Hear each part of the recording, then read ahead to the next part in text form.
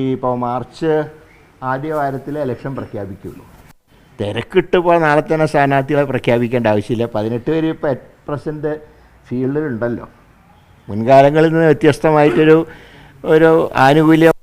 അനുകൂല ഘടകമാണത്. അതുകൊണ്ട് തന്നെ അത്ര തിരക്ക് പിടിക്കേണ്ട കാര്യമില്ല. വയനാട്ടിൽ രാഹുൽ ഗാന്ധി തന്നെയാണോ?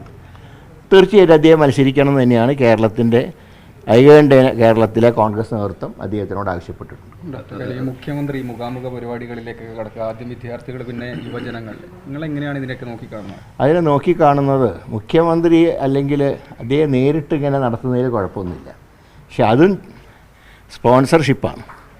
ഇപ്പോൾ ഒരു സ്പോൺസർഷിപ്പ് ഭരണമായിട്ട് മാറി. നവകേരള സദസ്സിന് സ്പോൺസർഷിപ്പ്, പിന്നെ അഭിമുഖത്തിന് സ്പോൺസർഷിപ്പ്. അത് ഞാൻ മനസ്സിലാക്കുന്നത് എത്ര വിദ്യാർത്ഥികളുമായിട്ടാണോ അഭിമുഖം നടത്തുന്നത് അവരുടെയൊക്കെ നേരത്തെ തന്നെ പേരും ഒക്കെ തയ്യാറാക്കിയിട്ട് ചോദിക്കേണ്ട ചോദ്യം ഏൽപ്പിച്ചിട്ടുള്ള അഭിമുഖമാണ്. അല്ലാതെ രാഹുൽ ഗാന്ധിയൊക്കെ ചെയ്യുന്ന ഒരു ആൾക്കൂട്ടത്തിൽ നിന്ന് ഒരു അഭിമുഖം നടത്തുകയല്ല. കാരണം ചോദ്യങ്ങൾ പലതും അസുഖകരമാകുന്നുള്ളതുകൊണ്ട് അതൊക്കെ നേരത്തെ പ്ലാൻ ചെയ്ത് ഒരു തിരക്കഥ അനുസരിച്ച് നടക്കുന്നൊരു ഷൂട്ടിംഗാണ് ഈ പരിപാടി. ഇഷ്ടക്കാരെ മാത്രം വിളിച്ചുള്ള പരിപാടി. അത് തന്നെ ഇഷ്ടമല്ലാത്തവരെന്തെങ്കിലും ചോദിച്ചു കഴിഞ്ഞാൽ പിന്നെ എന്താണ് സംഭവിക്കുക ഞാൻ പറയുന്നില്ല.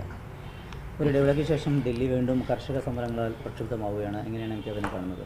അതിൽ നിന്ന് ശ്രദ്ധ തിരിച്ചുവിടാനാണല്ലോ അയോധ്യയും ശ്രീരാമക്ഷേത്രമൊക്കെ. അല്ലാണ്ട് ശ്രീരാമനോട് ഭക്തി ഉണ്ടായിട്ടല്ലല്ലോ. ജനങ്ങളാകെ അസ്വസ്ഥരാണ്. അത് മൂടി വയ്ക്കാൻ വേണ്ടിയാണ് ഇതുപോലുള്ള നാടകങ്ങൾ കളിക്കുന്നത്. അപ്പോൾ അതിൻ്റെ ഭാഗമാണ്. പക്ഷേ കർഷകർക്ക് ആനുകൂല്യം കിട്ടിയില്ലെങ്കിൽ അവർ ക്ഷേത്രവും പള്ളിയും പറഞ്ഞിട്ട് അടങ്ങിയിരിക്കുന്നവരല്ല. ആ ബഹുജന മുന്നേറ്റം ഉണ്ടാവും. അതുകൊണ്ടാണല്ലോ പഞ്ചാബിൽ ഇപ്പോൾ കാലെടുത്ത് കുത്താൻ കഴിയാത്ത BJPക്ക്. മോഡി കളിയൊക്കെ കളിച്ചിട്ട് പോലും പഞ്ചാബിൽ കാലെടുത്ത് വയ്ക്കാൻ പറ്റുന്നുണ്ടോ? ഇങ്ങനെ ഓരോ സ്റ്റേറ്റിലും വരും.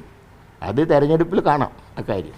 ഇന്ത്യ മുന്നണി ഒന്നും ആയില്ലെന്ന് തോന്നുന്നല്ലേ, ഓരോരുത്തരായി വിട്ടൊന്നും പോലെ. നിങ്ങൾ നോക്കിക്കോളൂ, എലക്ഷൻ കഴിഞ്ഞാൽ ഇന്ത്യ മുന്നണിയിലെ എല്ലാ MP-മാരും ചേർന്ന് മോഡിയെ പുറത്താക്കും. ശരത് പവാറിൻ്റെ ഒരു വരവ് ഉണ്ടാവും.